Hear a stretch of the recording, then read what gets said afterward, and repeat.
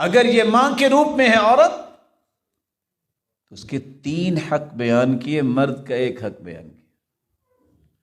صحیح بخاری اور صحیح مسلم کی روایت ہے، صحابی نے سوال کیا کہ من حق الناس بحسن صحابتی، اللہ کے رسول سب سے زیادہ میری خدمت اور میری خیر خواہی اور میرے حسن سلوک کا حقدار کون ہے؟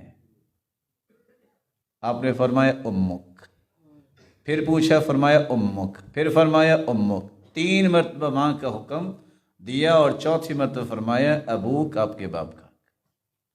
صحیح بخاری اور صحیح مسلم کی روایت پڑھنے والا اگر تو مسلمان ہے تو اس کو یہ چاند کی طرح روشنی سب مل جانی چاہیے کہ اسلام نے تو عورت کے 3 حقوق بیان کیے اور مرد کا 1 کہا ہے۔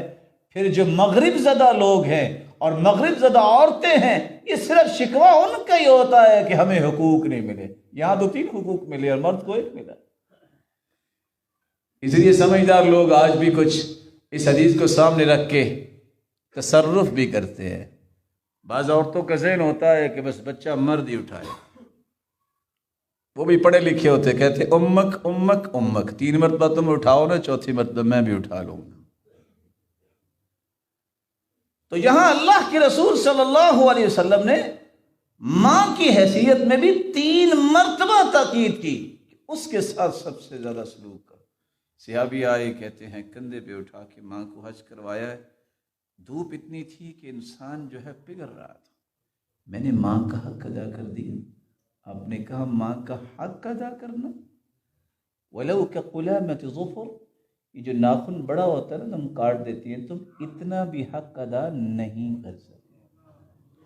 اور دوسری روایت میں آتا ہے وَلَوْ بِزَفْرَةٍ وَاحِدَةٍ، جو تکلیفیں برداشت کی ہے نا ماں نے، تم نے 1 تکلیف کا بھی بدلہ نہیں دیا۔ اگر احادیث کو دیکھا جائے تو یہ ماں ہی ہے کہ اللہ کے رسول جنت میں گئے، قرآن کی آواز سنی، پوچھا یہ قرآن کون پڑھ رہا ہے؟ کہا جس زمین سے آپ تشریف لائے نا، اس زمین پہ ایک ہی انسان ہے جو پوری کائنات میں سب سے زیادہ ماں کا خدمت گزار ہے، اس کا نام ہے حارثہ بن نعمان۔ وہ پڑھتا قرآن زمین پہ اور اس کی آواز جنت میں پہنچتی ہے۔ ماں کے ساتھ خالہ کا تذکرہ ہے،